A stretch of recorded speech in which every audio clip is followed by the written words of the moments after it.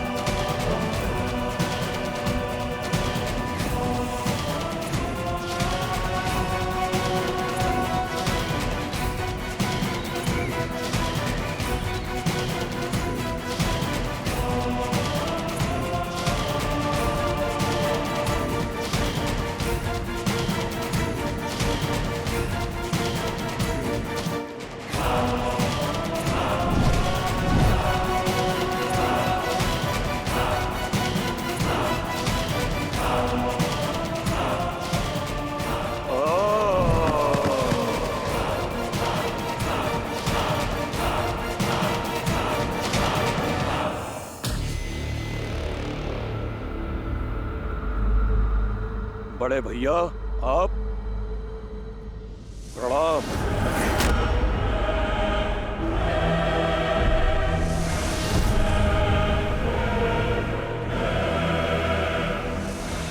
मेरी निद्रा की अवधि पूर्ण होने से पहले मुझे उठाया गया है, अर्थात कारण बहुत बड़ा है। क्या लंका पर कोई भारी संकट आ पड़ा है भैया? तुम्हारा संदेह उचित है। लंका की एक ही पुकार है, त्राहिमाम। और इस पुकार का कारण बनने का दुस्साहस किसने किया? कौन है तीनों लोकों में जो मेरे भाई को इतना विचलित कर दे कि मेरे वरदान को भंग करके आपको मुझे उठाना पड़ा? एक वनवासी।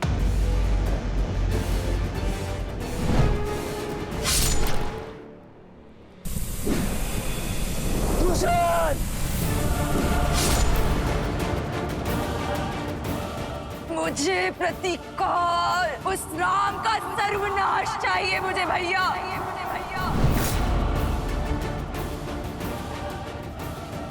अब मैं तुमसे बलपूर्वक विवाह करूंगा।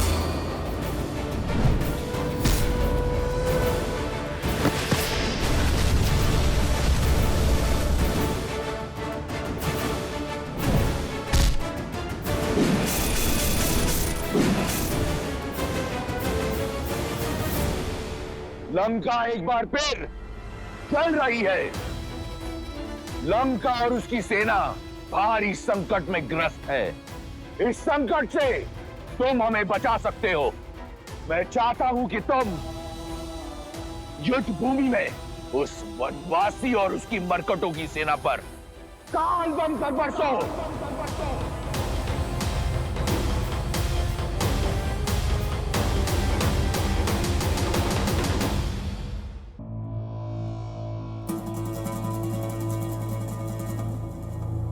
विभीषण कहाँ है भैया? नाम मत लो उस विश्वासघाती का।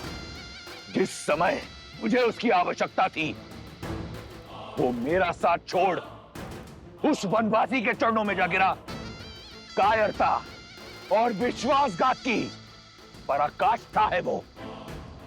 तुम तो जानते हो, मुझे उस दुर्बल से कभी कोई आशा नहीं थी। और तुम प्रेम और विश्वास दोनों के आधार हो। सदैव मेरे साथ एक अडिग पर्वत के समान खड़े रहे हो। हर युद्ध में, हर स्थिति में सर्वदा मेरे साथ। और वो विभीषण उस वनवासी के गुण गाता है। जानते हो उसने क्या किया? लंका का हर भेद उस वनवासी के समक्ष खोल रहा है।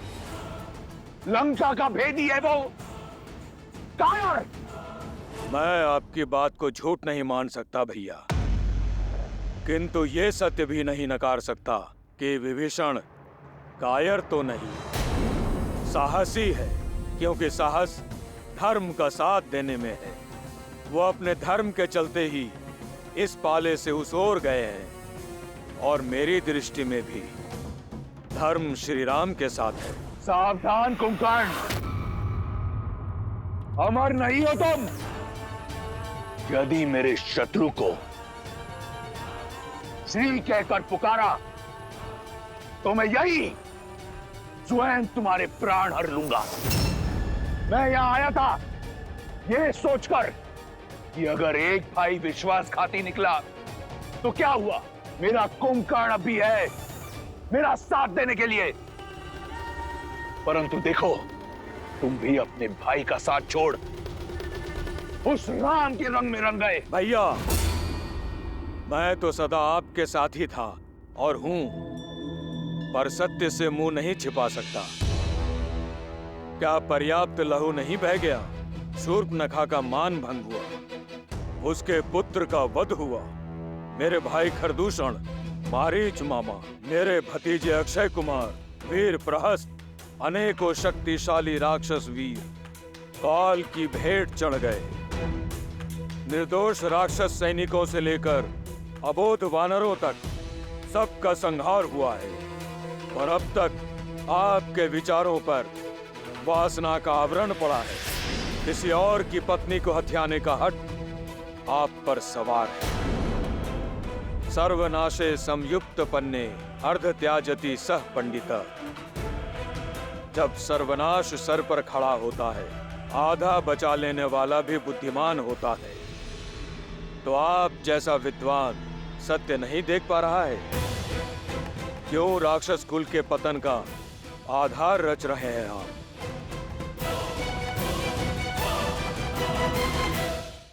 एक भाई होने के नाते आपको समझाना मेरा धर्म था, और मेरा कर्तव्य आपके संकट का निवारण करना है। मेरे कटु शब्दों को क्षमा करना बड़े भैया। ये समय बातों का नहीं, बाणों का है। मुझे विजयी होने का आशीर्वाद नहीं देंगे भैया? सहस्त्र वर्ष बीत गए, परंतु तुम अपने भाई को न जान पाए। मैं वो रावण हूं जिसके मन में अपने विश्वासघाती भाई विभीषण के लिए भी आयुष्मान भव का आशीर्वाद है। और तुम एक बार निर्णय कर लो तो इस संसार में कौन तुम्हें रोक सकता है।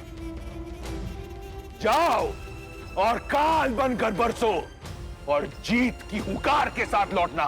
भैया, आप केवल शुभ समाचार की प्रतीक्षा कीजिए। मैं आपका और लंका का मान झुकने नहीं दूंगा। आज इस युद्ध और उस वनवासी का अंत निश्चित है। ये कुंभकर्ण का वचन है भैया। मेरे रक्त का एक एक बूंद आपके लिए लड़ेगा।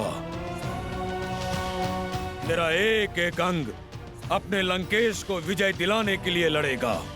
विजय भव, विजय भव।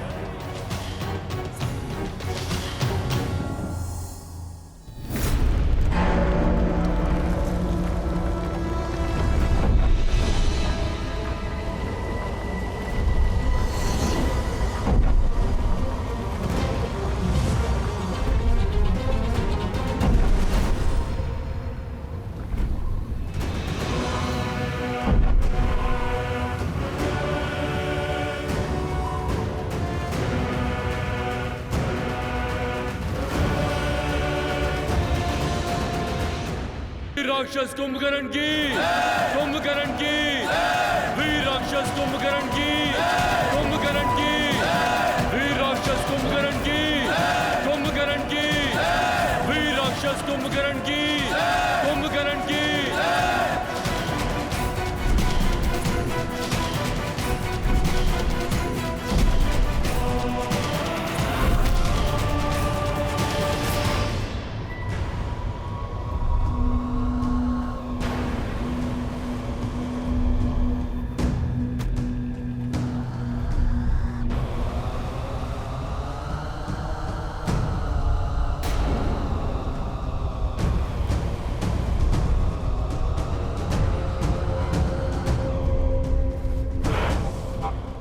ये भूमि क्यों कांप रही है?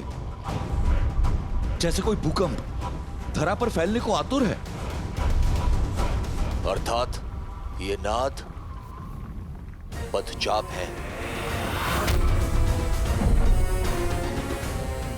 लगता है दशानन ने 6 माह की निद्रा पूरी होने से पहले ही कुंभकर्ण को उठा दिया। रावण ने अधीर होकर स्वयं अपने विनाश को ललकारा है। अब कुंभकर्ण ना अजय है ना अमर। आपकी योजना सफल हुई प्रभु, किंतु क्षमा प्रभु, वरदान का कवच ना होने के पश्चात भी कुंभकर्ण बहुत बड़ा संकट है। आज बल में उसका कोई सानी नहीं। यदि वो चाहे तो एक ही दिन में हमारी संपूर्ण सेना और इस युद्ध को समाप्त कर सकता है।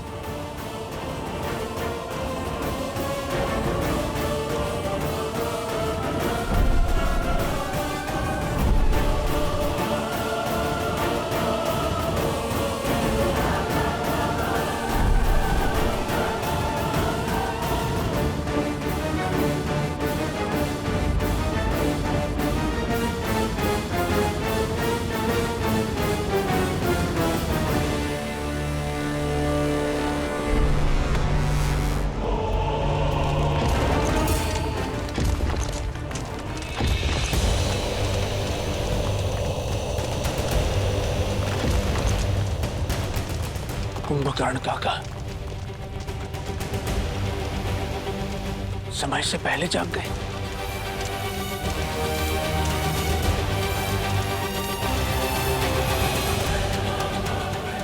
अनंत शक्ति के स्वामी साक्षात कुंभकर्ण उतर रहे हैं युद्ध भूमि में। अब युद्ध भूमि से कुछ आएगा तो वानरों की चित्कार और तुम्हारे राम की अंत की सूचना।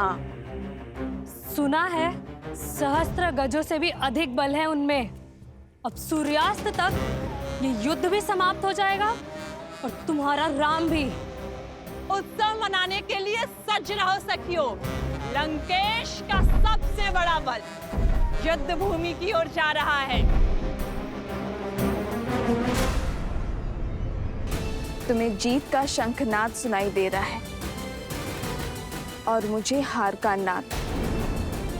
तुम्हें बल का अर्थ दिखाई दे रहा है और मुझे उसमें निर्बलता का अनर्थ। तुम्हें रावण का ताप दिखाई दे रहा है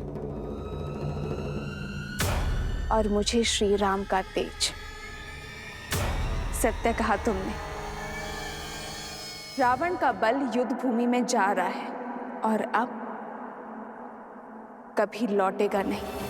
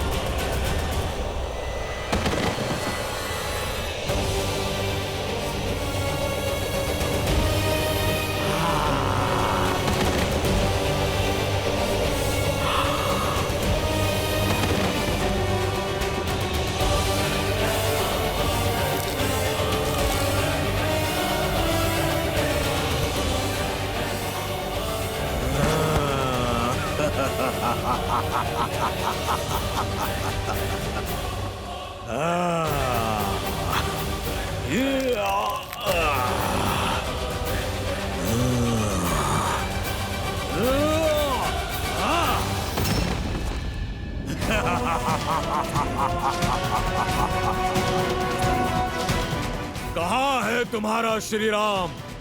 सामने नहीं आया? कोई बात नहीं, तुम सबको मार्ग से हटाकर मैं स्वयं उस तक पहुंचूंगा। बहुत उत्पात मचा लिया वानरों, आज ये कुंभकर्ण तुम्हें नहीं छोड़ेगा। इस युद्ध के साथ तुम्हारा भी अंत कर देगा। वीरों, ये भागने का समय नहीं, युद्ध में भाग लेने का समय है। भागते वो हैं जो कायर होते हैं। हम श्री राम की सेना हैं, साहसी हैं, बलशाली हैं। शत्रु जितना भी विशाल हो, जितना भी भयावह हो, परंतु है अधर्म के साथ ही, और हम श्री राम की सेना धर्म के साथ हैं। इसीलिए बिना डरे आगे बढ़ते रहो, जीत हमारी ही होगी। जय श्री राम, जय श्री राम।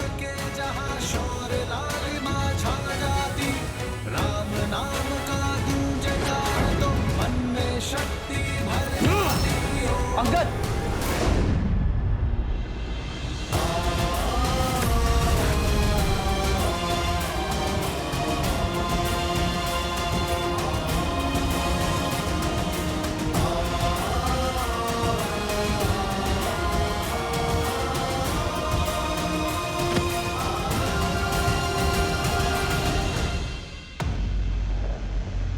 ये जब से आया है हाहाकार मचा रखा है। हम किस क्षण की प्रतीक्षा कर रहे हैं भैया? इसकी निद्रा भी पूरी हुई नहीं है। चलिए हम चलकर इसे सदा सदा के लिए निद्रा दे देते हैं। नहीं प्रभु, कुंभकर्ण मेरा भाई है, मैं इसे भली भांति जानता हूं। ये दशानन के साथ अवश्य है, किंतु इसके मन में कोई पाप नहीं। आप केवल एक बार मुझे इसे समझाने का, इससे बात करने की आज्ञा दीजिए। वो धर्म और अधर्म के बीच का भेद जानता है। भाई के स्नेह में कदाचित आप भूल रहे हैं विभीषण जी। इस समय वो आक्रमण कर रहा है और क्रोध की अग्नि समझ को भस्म कर देती है। ऐसे में यदि उसने आप पर आक्रमण कर दिया तो नहीं, इस समय आपका वहां जाना उचित नहीं है। नहीं लक्ष्मण जी, कुंभकर्ण मुझसे बहुत प्यार करता है, वो मुझे कुछ नहीं करेगा। विभीषण का कथन उचित है लक्ष्मण। इस युद्ध का उद्देश्य अधर्मियों का नहीं, अधर्म का नाश करना है। धर्म के मार्ग पर चलने का अवसर तो घोर अपराधियों को भी मिलता है। इस अबुद्धि को भी एक अवसर अवश्य मिलना चाहिए। जाओ विभीषण, और अपने भाई को धर्म के पावन आंचल में आने का अवसर दो, इससे पहले कि अधिक विलंब हो जाए। उसे अन्याय करने से बचा लो।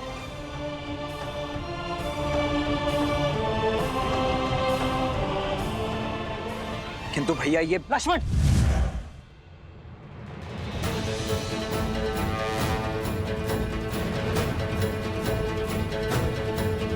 आक्रोश जोश क्रोध का ये क्षण है प्रतिशोध का, ललकार और पुकार का ये क्षण है अति विरोध का। विभीषण को अपना कार्य करने दो लक्ष्मण, हमें इन राक्षसों को रोकना है।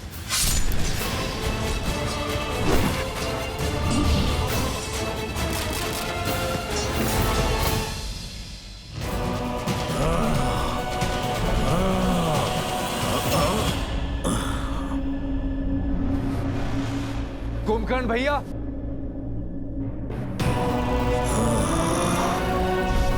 मत छुओ मेरे चरण विभीषण। धर्म के पथ पर चलने वालों को अधर्मियों से आशीर्वाद कहाँ मिलता है? आज भले ही हम दोनों अलग दिशाओं में खड़े हैं, किंतु है तो भाई ही ना। क्या अपने इस छोटे भाई को बात करने का एक अवसर भी नहीं देंगे?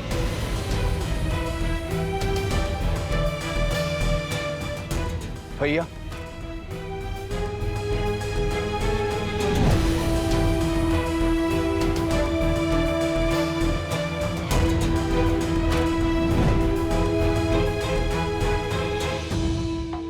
कभी सोचा नहीं था जिस भाई को इतने प्रेम से पाला वही हमारे जीवन लेने को आतुर होगा। युद्ध भूमि में शत्रुओं से जा मिलेगा, विश्वासघाती बन जाएगा। तुमने न केवल लंकेश के पीठ पर प्रहार किया है, बल्कि पूरी लंका के विश्वास को तार तार किया है। अपने भैया के विरुद्ध जाना मेरा निर्णय नहीं, नियति थी। मैं तो केवल वही प्रयास कर रहा था जिसके लिए वचनबद्ध था, जिसका आशीर्वाद मैंने ब्रह्मदेव से लिया था। दशानन भैया ने मेरा तिरस्कार किया। तो शीश रावण के विरुद्ध खड़ा होगा, उसे राजद्रोही माना जाएगा, उसे मृत्यु का पात्र माना जाएगा। कितनी ही बार दशानन भैया को समझाने का प्रयास किया कि माता सीता को प्रभु श्री राम को सौंप दे और बचा ले इस राक्षस कुल को, किंतु किसी ने मेरी नहीं सुनी। जब लंका से त्याग दिया गया तो प्रभु श्री राम की धर्म की शरण में आना पड़ा। अद्भुत! धर्म के आवरण पर एक भाई का धर्म छिपा रहे हो विभीषण। लंका से निकाल फेंके तो मेरे समीप आते, माता केकसी के पास जाते, या यही बैरागी बन जाते। पर उस वनवासी के पास जाना तो अनिवार्य नहीं था भैया, किंतु इतने वर्ष भैया के साथ उनके साहस का लाभ उठाकर अब साथ छोड़ दिया। यदि भैया ने अधर्म किया है तो उस समय ही उनका साथ क्यों नहीं छोड़ा? जब भैया ने लंका हथियाई थी, कुबेर को निष्कासित किया था, जब तुम चट्टान पर से गिरने वाले थे, भैया छोड़ सकते थे तुम्हारा हाथ, पर नहीं छोड़ा, क्योंकि विष्णु भक्ति सही, परंतु तुम उनके भाई थे। वाद विवाद, धर्म अधर्म की बात बाद में, सर्वप्रथम भाई का धर्म निभाना चाहिए था तुम्हें। भैया को नारायण तक ले जाने का संकल्प करने वाले जब अवसर सिद्ध हुआ तो एक नर का हाथ पकड़कर उसे अपना नारायण मान लिए, उसके चरणों में जा छिपे, इसलिए कि उसने तुम्हें लंका का नया राजा लंकेश बना देने का लालच दिया।